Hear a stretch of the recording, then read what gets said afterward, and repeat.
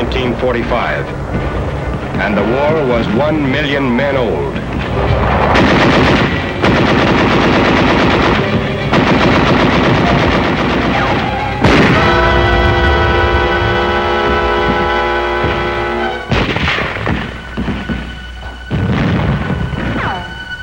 Hang on, kid. Keep your eyes shut tight and drink. They're moving you back now. Don't give up. Just hang on. The road back is bumpy and maybe the pain blurs your eyes. But listen. The sound of battle grows dim. And now one question cuts clearly through the haze. Which man will you be? The one who gets hurt and dies? Or the one who gets hurt and lives? When the dizziness stopped, when the fog cleared, an army nurse was at your side. A woman who meant safety and comfort and home to thousands of men before you. A woman who meant all those things to you. A nurse brought another American's blood to your side to pour new strength into your veins. A nurse handed clamps to the surgeon and counted sponges.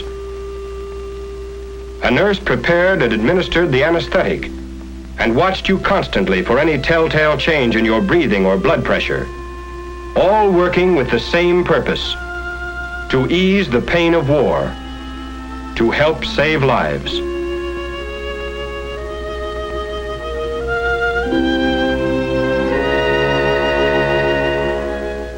The preparation for the moment that would bring the Army nurse to your side began months before back home in the United States.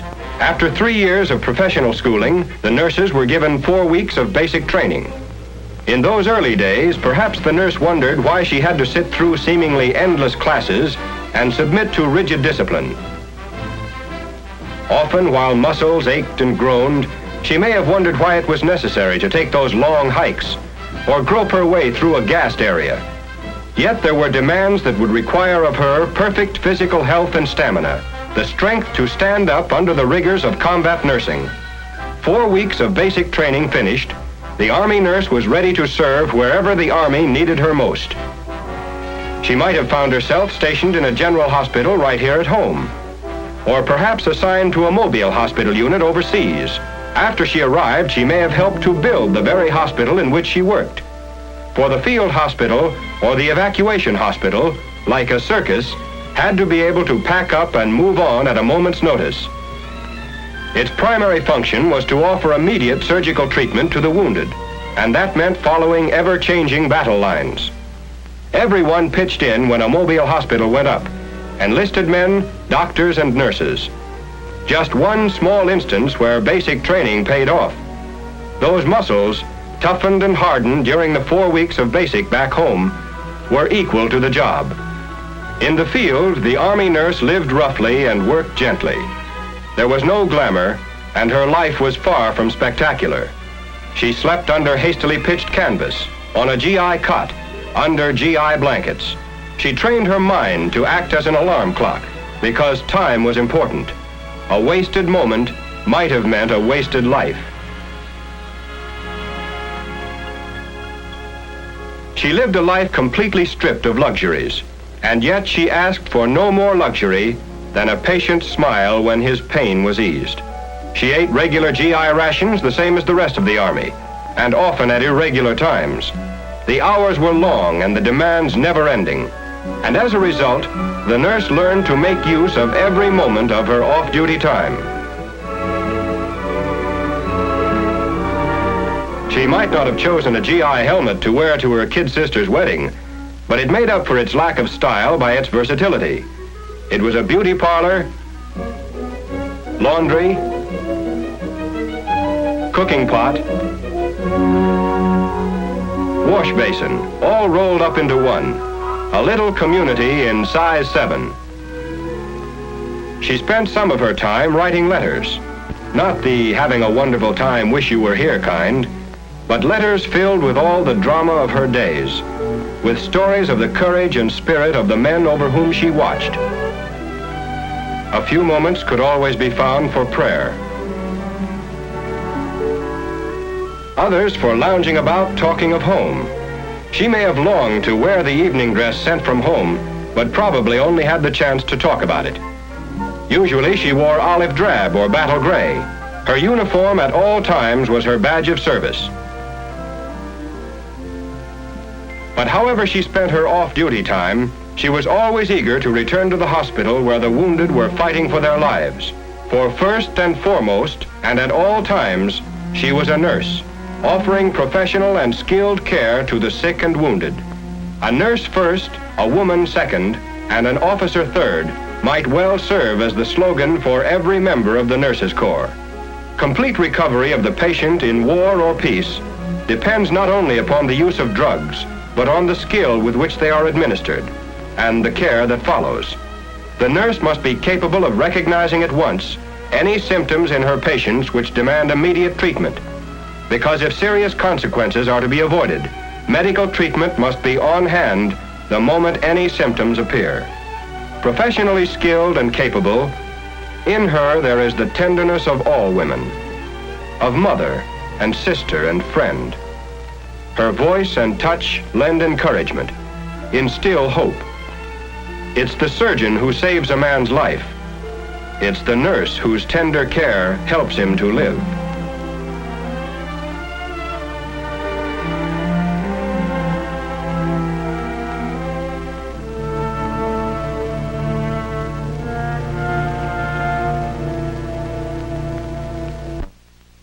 The crisis past, patients begin to sleep again. The pain is just a bad memory. The field hospital, a stopover to give them immediate surgical treatment as soon as possible after they were wounded, had done its job.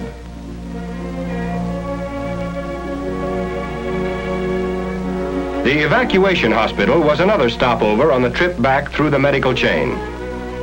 Here, facilities for treatment were more complete than those of the field hospital. And here, too, the nurse played an increasingly important part in the vital period of treatment and convalescence. After 3 or 4 days, the patients were usually well enough for the trip back to the general hospital.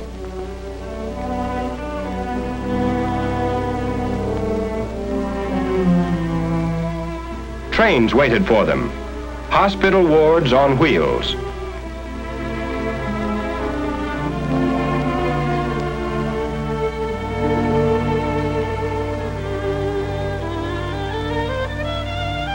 Each train carried, in addition to medical officers and enlisted technicians, 4 surgical nurses and 2 medical nurses, all of whom were on duty from 7 a.m. to 9 p.m., and as far into the night as they were needed. When speed meant life, evacuation took place by plane. Because of these flying hospitals, men are alive today who otherwise would have died in the jungles of Burma or on the beaches of Normandy. Each patient was thoroughly checked before the takeoff, then watched over constantly, and checked again when the plane landed.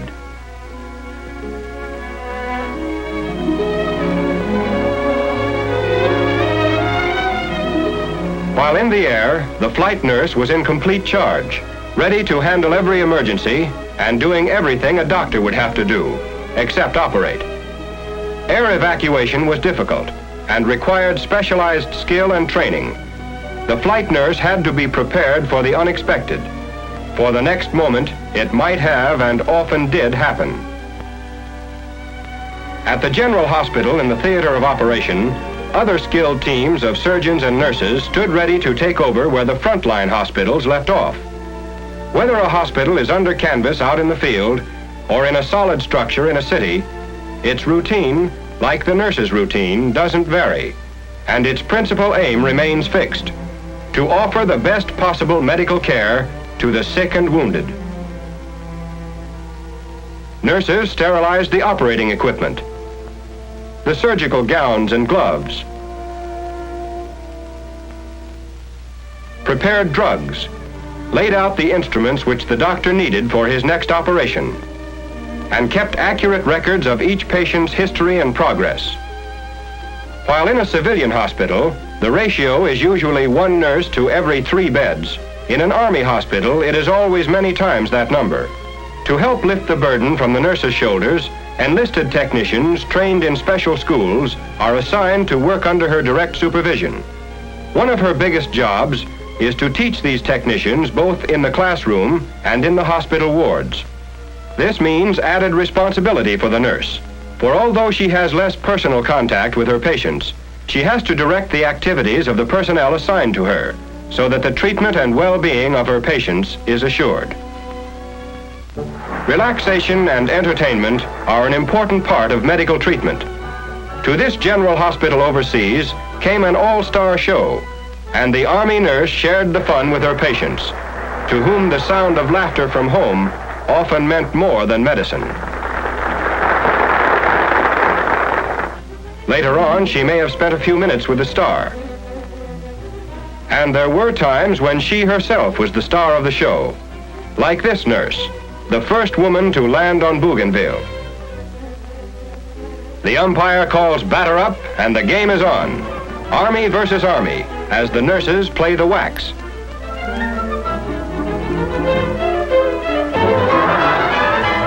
This infield will never play in the polo grounds, but one of their patients might.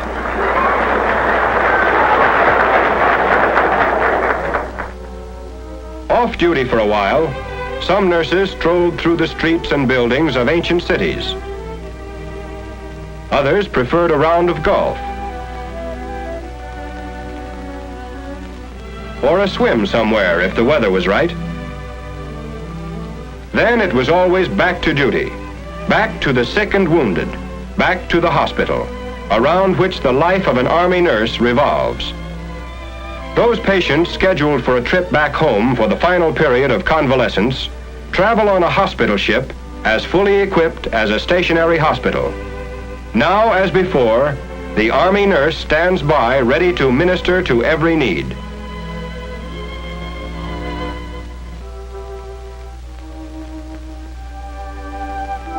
Next stop, a debarkation hospital.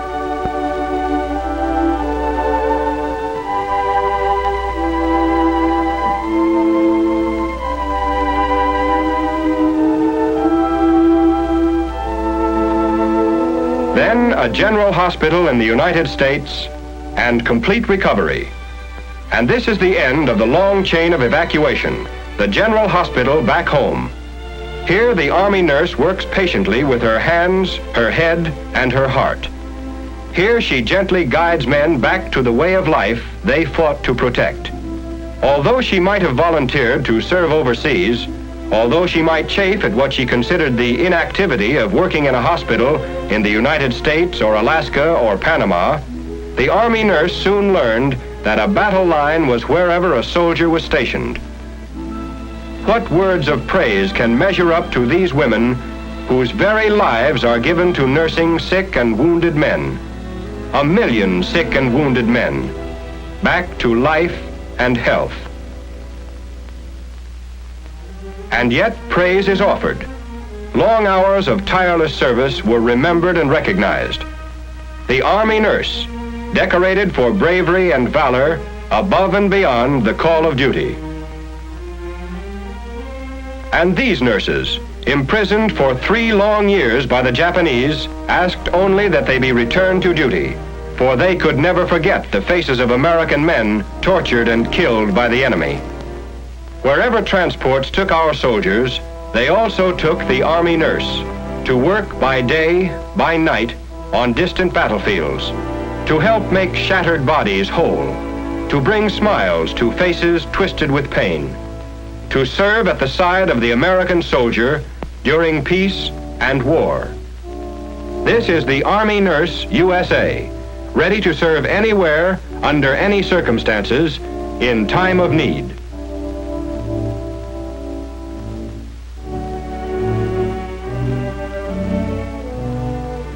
During the past 4 years, 57,000 graduate registered nurses have served with the medical department of the Army. For us, the war is not yet over. Many nurses are still being sent to overseas theaters to care for American soldiers. These are replacements for nurses who served overseas during the war. And the war is not yet over for many of our patients. More than 300,000 patients are in Army hospitals throughout this country, many of whom will be forced to remain there for a long time to come. These men are not asking for much. They have never asked for much. They are the most wonderful patients in the world. But the war has cost them much more than any of us have been asked to give. Army nurses seldom ask for much either. But today, they are asking you to buy a bond.